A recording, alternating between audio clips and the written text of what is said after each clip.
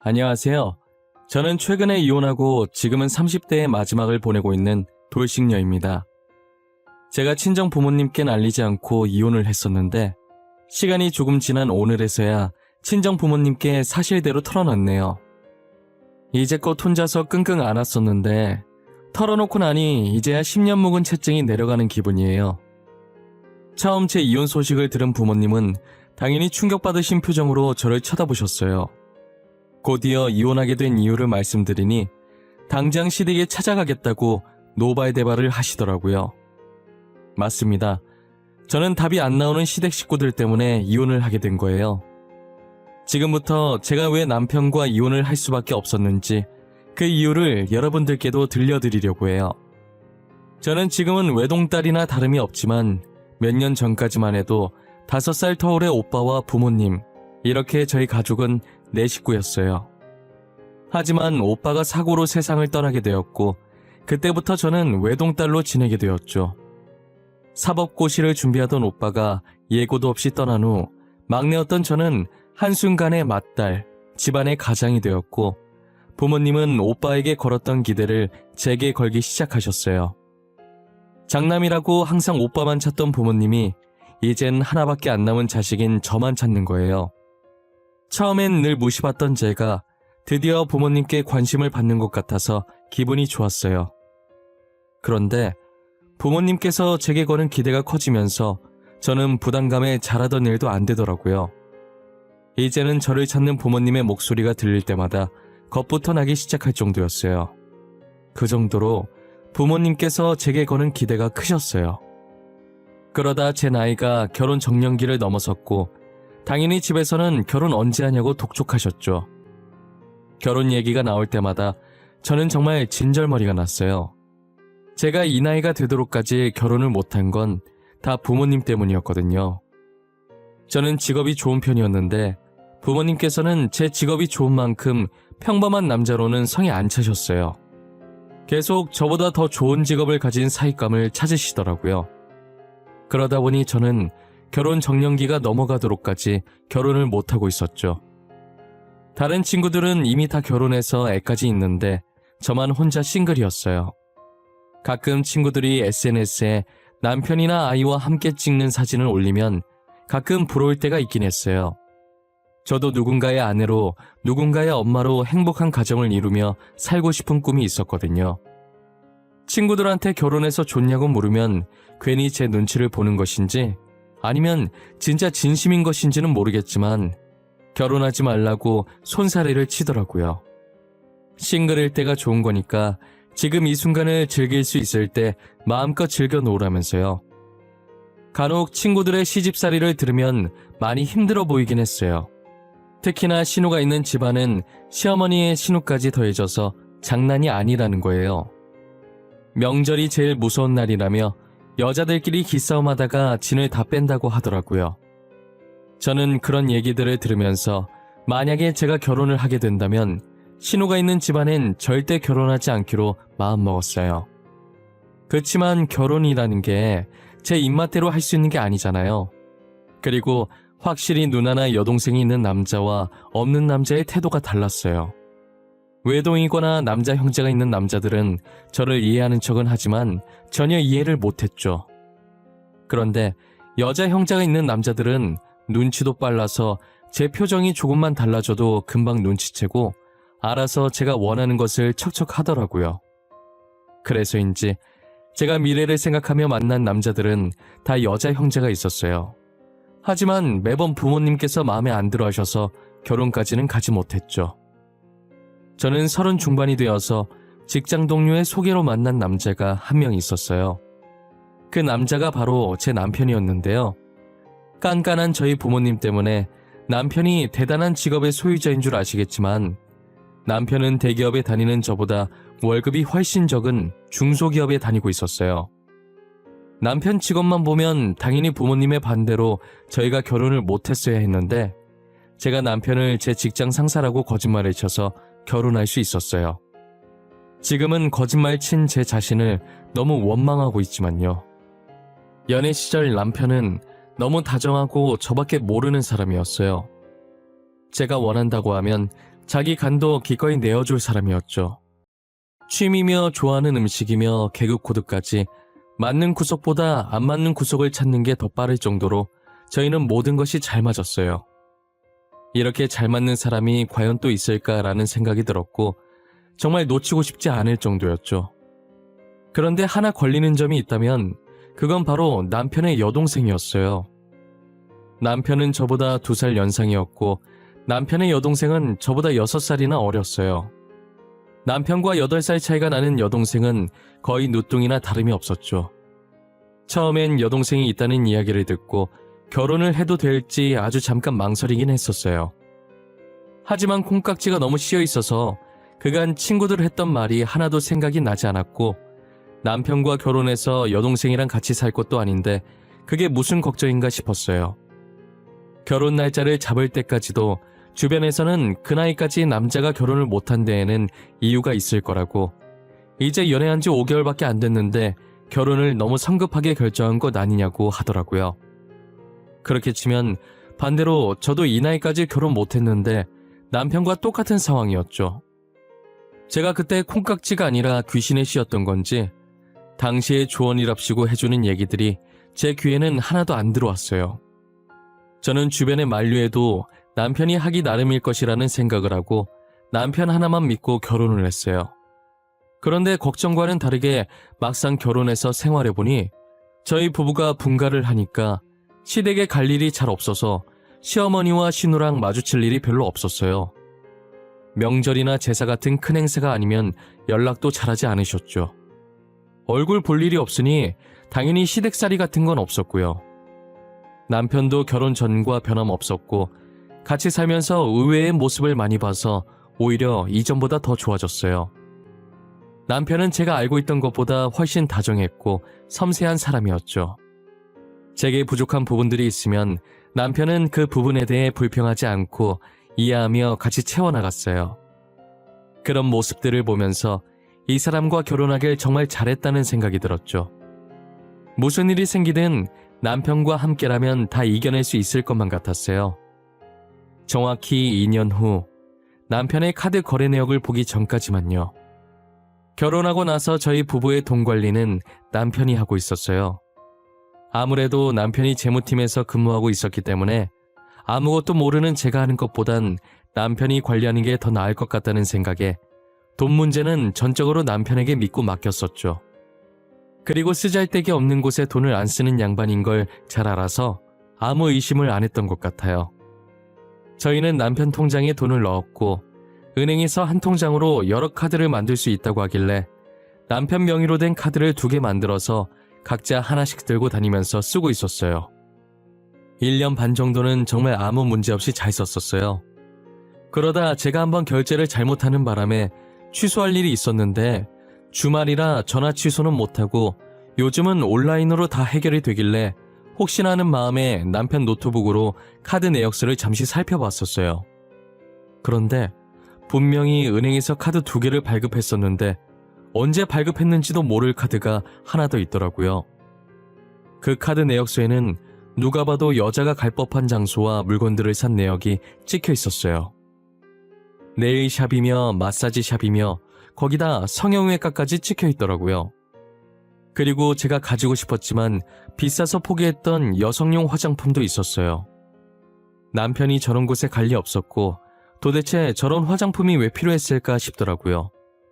아무리 생각해봐도 답은 하나밖에 떠오르지 않았고 결국 제가 내린 결론은 남편의 외도였어요. 최근 들어서 퇴근도 늦어지는 것 같고 밤늦게 나가는 일들도 잦았었거든요. 남자들 결혼하면 변한다는 얘기를 수도 없이 들었지만 그게 제 남편일 줄은 몰랐어요.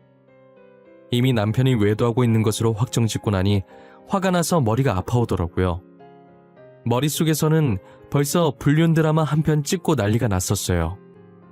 저는 남편만 믿었는데 이런 식으로 사람 뒤통수를 치니 배신감에 도저히 같이 살고 싶지 않더라고요. 저와 나누던 사랑을 다른 여자와도 나누고 있었다는 사실이 너무 소름 끼쳤어요. 남편과 이혼을 해야겠다는 마음을 먹고 카드 거래 내역서를 저장해서 제 폰으로 옮겼어요. 그리고 너무 괘씸한 나머지 안방으로 달려가 자고 있던 남편을 발로 밀어서 침대 밑으로 떨어뜨렸죠. 놀래라. 절벽에서 떨어지는 줄 알았어, 자기야. 아침부터 왜 그래? 깨우려면 그냥 깨우지. 가만히 자고 있는 사람을 왜 밀고 그래? 뼈 부러지는 줄 알았잖아. 오빠는 잠이 와?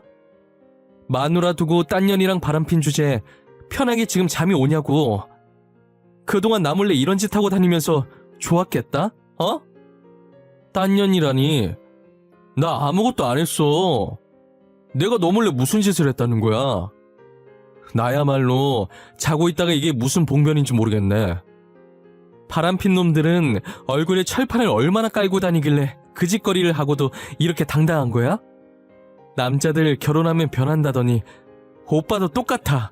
꼴 보기 싫어. 내가 바람을 폈다고? 너 진짜 아까부터 무슨 말을 하는 거야? 내가 너 두고 바람을 왜 펴? 나 진짜 그런 놈 아니야. 너도 알잖아. 나한테 너밖에 없는 거. 이래서 증거 없이 따지면 안 된다니까? 이거 똑똑히 봐. 당신이 외도했다는 증거니까. 당신 나 몰래 카드 만들어서 여자한테 갖다 바쳤더라? 이래도 계속 발뺌할 거야? 남편은 제가 들이민 카드 내역서를 보더니 그제서야 사태 파악이 된 건지 저와 눈을 못 마주치고 얼굴은 점점 새하얘지기 시작하더라고요. 그러더니 아까의 당당한 모습은 사라지고 말까지 더듬으면서 해명을 하더라고요. 그니까 이게 어떻게 된 거냐면, 사실은 말이야. 화내지 말고 들어. 알겠지? 이 얘기 들으면 분명 너가 화낼 것 같아서 그동안 말 못했거든. 아까는 그렇게 당당하더니 증거 보여주고 나니까 이제서야 잘못됐다는 생각이 들어? 나 이미 오빠랑 이혼하기로 마음먹었어. 그러니까 변명할 필요 없어. 그딴 변명 들어줄 생각도 없으니까. 바람 피운 건 진짜 아니야. 그건 진짜 맹세할 수 있어. 사실 그 카드가 우리 엄마랑 동생이 쓰고 있는 카드야. 그 내역서에 찍힌 것도 엄마랑 동생이 쓴 거고. 뭐? 어머님이랑 아가씨가 그걸 왜 쓰는데? 아니, 왜 내 허락도 없이 당신 마음대로 그랬어? 통장에 당신 돈만 있어? 아니잖아. 적어도 나한테 물어보고 결정했어야지. 나도 이렇게까지 흥청망청 쓸 줄은 몰랐어. 그렇다고 다시 카드 달라고 하기도 그렇고. 그래서 내가 혼자서 그 돈 메꿔보려고 밤에 대리도 뛰고 했는데 미안해. 요즘 퇴근도 늦고 밤마다 계속 어딜 나가더니 이것 때문이었던 거야? 어머님이랑 아가씨가 싼 똥 혼자서 치우느라? 오빠도 참 미련하다. 알고 보니 그 카드 내역서에 찍힌 것들이 다 시어머니와 신호가 쓴 것들이더라고요. 돈 버는 저도 벌벌 떨면서 결제하는 것들을 시어머니와 신호는 아무 일도 안 하면서 남의 돈으로 저런 것들을 다 하고 다녔다는 게 너무 화가 났어요. 누구는 남 밑에서 좋은 소리 안 좋은 소리 다 들어가며 힘들게 돈 벌고 있고, 누구는 집에서 놀면서 남의 돈을 자기 돈 마냥 쓰고 있고, 지금 이게 무슨 경우인가요? 저는 당장 시댁에 가서 남편이 줬던 카드를 다시 뺏어와야겠다는 생각이 들었어요. 정말 이대로 놔뒀다간 당장 저희 생활비도 다 날아가게 될 것 같았거든요. 더 생각할 것도 없이 옷을 대충 아무거나 손에 잡히는 대로 입고 시댁으로 향했어요. 시댁으로 가니 시어머니와 신우는 거실 소파에 나란히 앉아 속 편하게 TV를 보면서 웃고 있더라고요. 제가 온 줄도 모를 만큼 소리를 크게 틀어놓고 보고 있는데 진짜 한심해 보였어요. 어머님, 우리 그이가 준 카드 지금 어디 있어요? 그 카드 당장 내놓으세요. 카드 받은 거 알고 온 거니까 발뺌하실 생각 마세요. 어머 깜짝이야. 너 언제 왔냐? 카드? 무슨 카드? 나 카드 같은 거 받은 적 없는데? 시댁에 다짜고짜 찾아와서는 이렇게 시애미한테 눈 부릅뜨고 따지는 행동은 누구한테 배운 거니?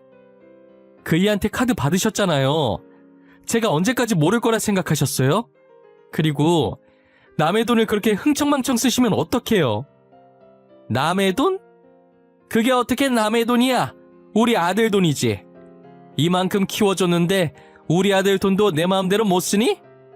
카드 안 받으셨다더니 받으셨네요. 주세요 당장. 카드 어디 있어요? 다시는 저희 돈 마음대로 쓰지 마세요. 그거 아드님 돈 아니고 거의 다 제 돈이에요. 언니 진짜 꽉 막혔다.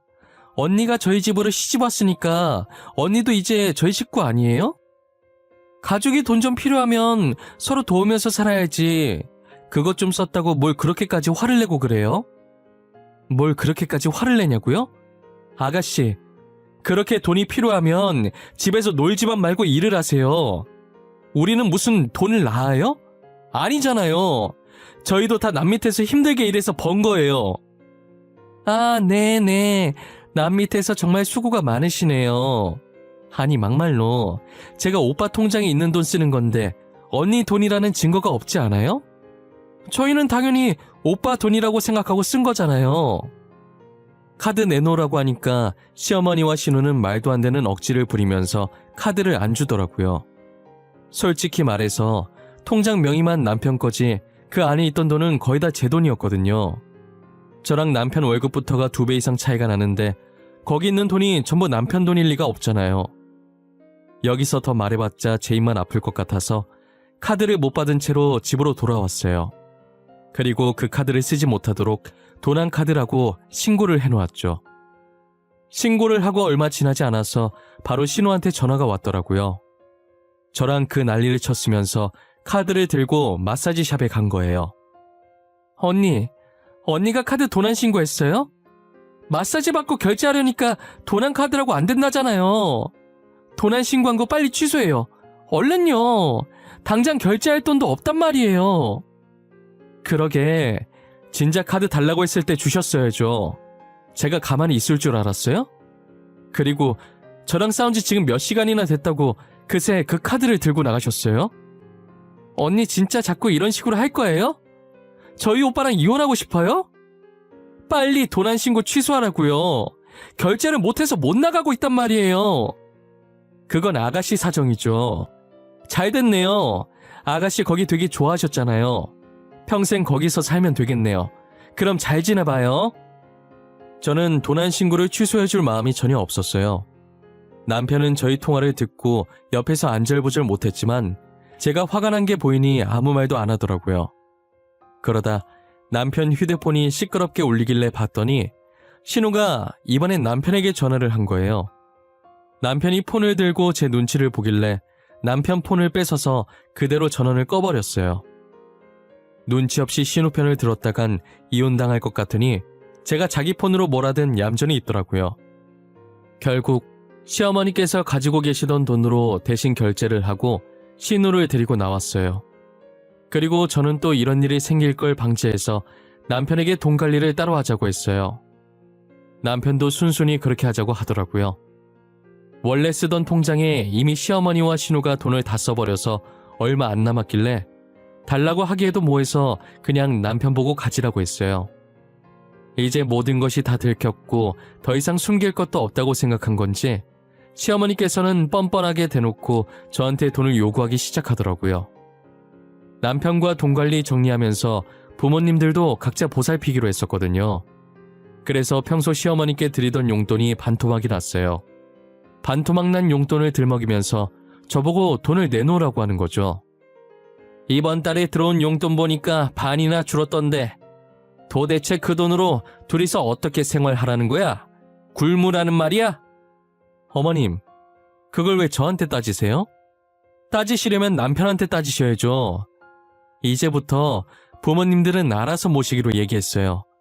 그렇게 돈이 부족하시면 아가씨 보고 일하라고 하세요. 뭐? 이년 이거 시애미한테 말하는 싸가지 마라. 네가 뭔데 우리 귀한 딸한테 일하라 말아야? 그럼 아들은 안 귀하신가 봐요? 남편은 지금 어머님이랑 아가씨 사치스러움 때문에 낮에 회사 다니랴 밤엔 대리기사 하랴 바쁘게 살고 있는데 안 불쌍하세요? 장남이면 어미와 동생 먹여 살리는 게 당연한 거지. 그게 뭔 대수라고. 다른 집 장남들도 지금 가족 먹여 살리느라 똥줄 빠지게 일하고 있어. 저는 시어머니의 태도를 보고 제 남편이 진짜 시어머니의 친아들이 맞는지 의심스러웠어요. 어떻게 저런 성품을 가진 사람한테 착한 남편이 태어난 건지 정말 의문이었죠. 시어머니께서 찾아오실 때마다 돈을 준 적은 단 한 번도 없긴 하지만 돈 못 받을 거라는 걸 알면서도 꾸준히 오셔서 제게 번 돈을 요구하시더라고요. 그러다 한 번은 시어머니께서 신우가 급하게 수술해야 하는데 당장 수술비 결제할 돈이 없어서 수술을 못하고 있다며 울면서 제게 전화를 하신 거예요. 일단 무슨 일 때문에 수술을 해야 하는지는 몰라도 너무 급해 보여서 돈을 몇백만 원 보내드리긴 했어요. 돈을 보내고 생각해봤는데 보통은 수술하고 입원 기간이 얼마나 될지 모르니 퇴원 수속할 때 수술비랑 입원비를 한 번에 결제하지 않나요? 계속 의심은 들었지만 진짜 아플 수도 있는 거니까 섣불리 따지고 들 수가 없었어요. 그래서 1시간 정도 고민하다가 남편에게 전화를 해서 슬쩍 떠봤어요. 오빠, 일하고 있었을 텐데 미안해. 다름이 아니고 아가씨 말이야. 아가씨 별일 없지? 잘 지내지? 갑자기 지연이는 왜? 걔야 늘 잘 지내지. 아까도 백화점 간다고 들떠있던데? 돈이 어디서 난 건지는 모르겠는데 지금 명품 가방 살 거라고 신났더라고. 몰래 알바라도 했나? 뭐? 백화점에 간다고 했다고? 언제 그랬는데? 아가씨랑 최근에 통화한 게 언제야? 아가씨 아픈 거 아니었어? 지연이 아프대? 어디 아프대? 난 그런 소리 전혀 못 들었는데? 잠깐 체했었나? 지금 통화 목록 보고 있는데 20분 전에 통화했네. 근데 그건 왜? 20분 전에 통화했다는 남편의 말에 대꾸도 안 하고 전화를 끊어버렸어요. 그리고 저는 퇴근하자마자 시댁으로 달려갔죠.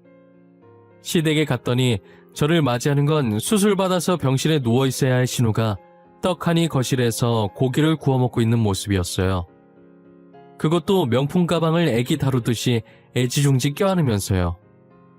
주방에서 고기를 더 가지고 나오던 시어머니는 저를 보자마자 놀란 나머지 들고 있던 고기를 위로 던져서 바닥에 다 떨어뜨리시더라고요.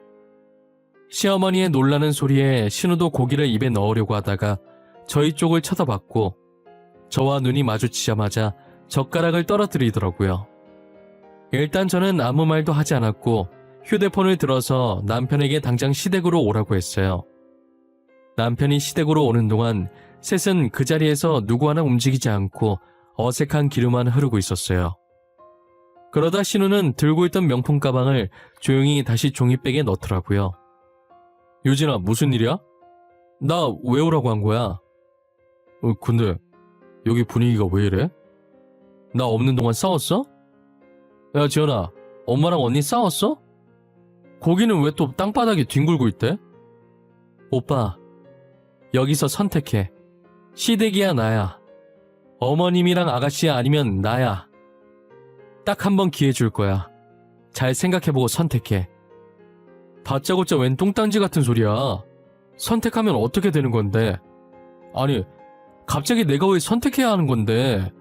설명을 해줘야 고르든지 말든지 하지.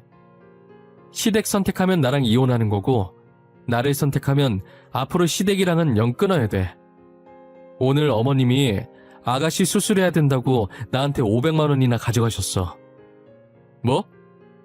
엄마, 지연이 어디 아픈데? 어디 아프길래 500만 원이나 가져간 거야? 그 정도면 큰 수술 아니야? 그래서 언제 수술하는데? 아가씨 수술 안 해. 지금 보는 것처럼 너무 건강해서 수술 같은 건 아마 영원히 안 할 것 같네. 나한테는 수술한다고 거짓말치고 그 돈으로 명품 가방 사셨댄다. 그러고 고기가 잘도 넘어가네. 간도 커 아주. 제 말을 듣고 남편도 어이가 없었는지 헛웃음만 치고 더 이상 말을 하지 않더라고요. 저는 이 자리에서 당장 시댁인지 저인지 남편 보고 선택하라고 했어요. 남편은 어떻게 고르냐고 저도 포기 못하고 시댁도 핏줄이라 포기를 못하겠대요. 남편의 말에 시어머니와 신우도 제 바지가랑이를 잡고 매달리는 거예요. 아가, 내가 잘못했다. 아무리 그래도 그런 거짓말을 하면 안 됐는데 내가 잘못했어. 우리 아들은 아무 잘못이 없지 않니? 그러니 이혼만은 안 하면 안 되겠니? 그래요, 언니. 저희가 잘못했어요. 오빠는 아무것도 몰랐어요. 제가 명품 가방이 너무 갖고 싶어서 제가 그렇게 하자고 한 거예요. 다시는 이런 일 없을 거예요. 오빠가 무슨 죄예요? 우리가 정말 잘못했다. 이혼은 다시 생각해보면 안 되겠니? 내가 이렇게 비마. 아무것도 몰랐던 우리 아들. 우리 때문에 이렇게 이혼당하면 너무 불쌍하잖니? 언니, 제가 내일 가방 다시 환불해서 돈 돌려드릴게요. 그러니까 제발요. 한 번만 봐주세요. 네? 절대 다시는 안 그럴게요. 약속할게요. 각서 쓰라면 각서도 쓸게요. 저는 시댁 식구의 사과는 더 이상 필요가 없어서 아무런 대꾸도 하지 않았어요. 남편은 절대 가족을 버릴 수 없는 성격이라는 걸 누구보다 잘 알고 있었기 때문에 제가 먼저 이혼하겠다고 말하고 저를 잡고 있던 시어머니와 신우손을 뿌리치고 시댁에서 빠져나왔어요. 저는 곧장 집으로 갔고 제 짐을 다 챙겨서 일단 당분간만 친구 집에서 살기로 했어요. 날이 밝는 대로 이혼 소송을 하러 갔어요. 처음 발견했던 남편의 카드 명세서와 시어머니와 통화했던 것, 그리고 돈 보낸 내역까지 증거로 제출했어요. 업무 특성상 제 휴대폰으로 전화하면 자동으로 녹음이 되게 설정해놨었기 때문에 시어머니와 통화했던 것이 다 녹음되어 있었죠. 그리고 남편한테 시댁에 오라고 했을 때도 전화를 끊자마자 휴대폰에 있던 녹음 기능을 이용해 시댁에서 나눈 대화들도 다 녹음을 해놔서 그것도 같이 증거로 제출했어요. 이혼 소송이 생각보다 오래 걸리지 않았던 것 같아요. 제가 제출한 증거물을 확인하더니 남편 쪽에 유책 사유가 있다고 판결을 내렸고 남편은 저한테 위자료와 시댁에 뜯겼던 돈을 배상해야 했어요. 하지만 당장 제게 줄 돈이 없어서 결국 남편의 월급을 압류했죠. 아직까지도 매달 남편에게 위자료를 나눠서 받고 있어요. 벌써 이 일도 3달 전 일이 됐네요. 시간이 어쩜 이리도 빨리 가는지 모르겠어요. 저는 3달 동안 친구에게 생활비를 반 보태면서 생활하다가 드디어 오늘 본가로 돌아갔네요. 부모님께 어떻게 말을 꺼내야 할까 고민하다 보니 3달이 지나 있더라고요.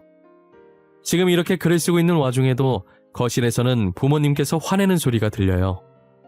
전 남편에게 통화를 한 것인지 아버지께서 이놈 저놈 소리를 다 하고 계시네요. 저는 아마 앞으로 재혼은 절대 안 할 것 같아요. 결혼 생활을 해보니 결혼은 저랑 안 맞는 것 같더라고요. 언젠간 좋은 사람이 생긴다면 생각은 한번 해보겠지만 안 할 확률이 확실히 높아요.